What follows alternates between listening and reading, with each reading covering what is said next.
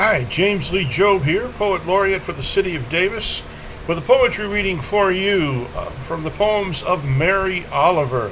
Mary Oliver died about a year and a half ago at the age of 83. She was a Pulitzer Prize winner and lived a lot of her life up in New England. She was one of those very rare poets to be not only absolutely wonderful, but actually financially pretty successful too. The last 2 years of her life, she was the best-selling American poet, and she died with an estate estimated of somewhere just over $1 million. That just doesn't happen to poets too darn often. But her Pulitzer Prize-winning book, American Primitive, is not the one I'm going to be reading from. I'm going to be reading from, they're all great books. I'm going to be reading from White Pine, which came out a few years later, and it's a combination of poems and prose poems. So let's get started. The first poem in the collection is called Work. How beautiful this morning was Pasture Pond. It had lain in the dark all night, catching the rain on its broad back. All day I work with the linen of words and the pens of punctuation. All day I hang out over a desk, grinding my teeth, staring. Then I sleep. Then I come out of the house even before the sun is up and walk back through the pine woods to Pasture Pond. I know that feeling. Getting up before dawn and going outside, and there's just something there about it. This is called Hummingbirds.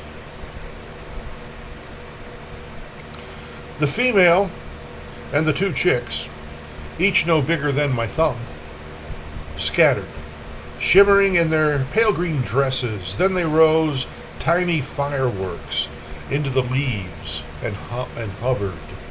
Then they sat down, each one with dainty charcoal feet, each one on a slender branch, and looked at me.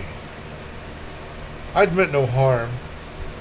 I had simply climbed the tree for something to do on a sunny summer day, not knowing they were there, ready to burst the ledges of their mossy nest and to fly for the first time in their sea green helmets with brisk metallic tails, each tulled wing, with every dollop of flight drawing a perfect wheel across the air.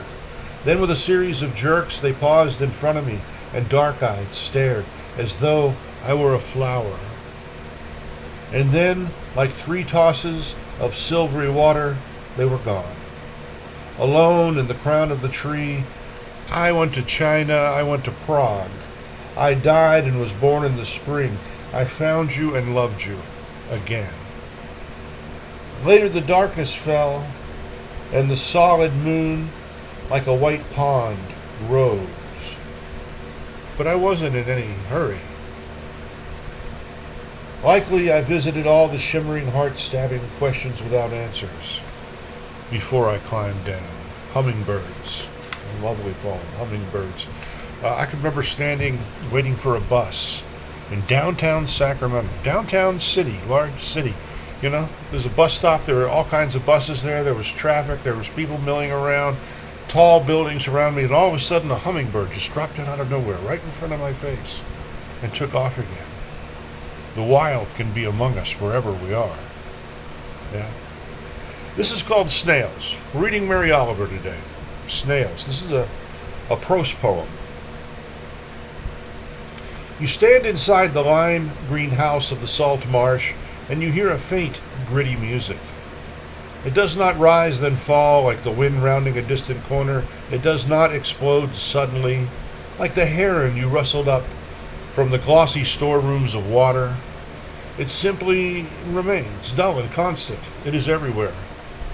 And then you see them. Snails. Snails gliding on the sticky thumbs of their bodies up and down the stems and blades of the marsh grass and across the damp sand. Everywhere. Sucking and scraping whatever it is they eat. Algae, things too small to have a name that you know. Above the hurried murmur of the draining water, the snails flowing and eating are making the sound you hear. You do not find the tufts of their bodies attractive. When you look at them, nothing happens. Not like the startle of your heart when the heron rises, or when the wind shutters shut, then opens and falls over the hill. Still, you know this moment is important. Like a page from an ancient document found in a dusty jar in a dry cave. Who are we? What are our chances? Where have we made the terrible mistake we must turn from or perish? The snails are everywhere, nibbling, sucking, climbing the billows of sand, shuffling up into the marshes by the millions, all doing something incredible. Not pretty, but incredible. You lift your own delicate hands, you touch your lips. Snails by Mary Oliver. This is called May. I suppose like the month, although it's June as I read it. Let's read May and June, shall we? What lay on the road was no mere handful of snake. It was the copperhead at last, golden under the street lamp. I hope to see everything in this world before I die. I knelt on the road and stared. Its head was wedge-shaped and fell back to the unexpected slimness of a neck. The body itself was thick, tense, electric. Clearly, this wasn't black snake looking down from the limbs of a tree, or a green snake, or the garter whizzing over the rocks. Where these had, such shyness, this one had none. When I moved a little, it turned and clamped its eyes on mine, then jerked toward me. I jumped back and watched as it flowed on across the road and down into the dark. My heart was pounding. I stood a while, listening to the small sounds of the woods and looking at the stars. After excitement, we are so restful. When the thumb of fear lifts, we are so alive. May. Mary Oliver. This is Beside the Waterfall. We're reading from White Pine, and I'm going through the poems in order, and I'll do a couple more here. Beside the Waterfall.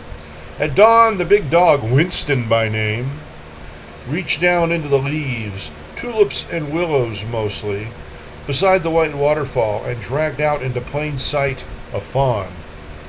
It was scarcely larger than a rabbit, and thankfully it was dead. Winston looked over the delicate spotted body and then deftly tackled the beautiful flower-like head, breaking it and breaking it off and swallowing it. All the while this was happening, it was growing lighter. When I called to him, Winston merely looked up, grizzled around the chin and with kind eyes. He, too, if you're willing, had a face like a flower. And then the red sun, which had been rising all the while anyway, broke clear of the trees and dropped its wild clawed light over everything. Beside the Waterfall. This is called Yes, No. I've stopped using titles in my own work. Maybe I should go back and add titles. That one sounds kind of fun. Yes, no. How necessary it is to have opinions. I think the spotted trout lilies are satisfied, standing a few inches above the earth. I think serenity is not something you just find in the world, like a plum tree, holding up its white petals.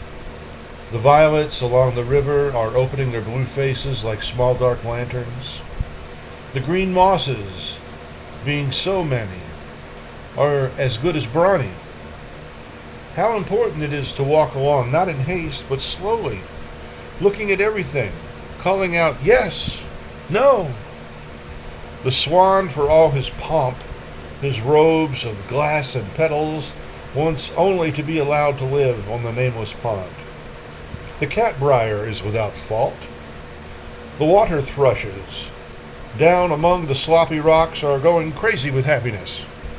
Imagination is better than a sharp instrument.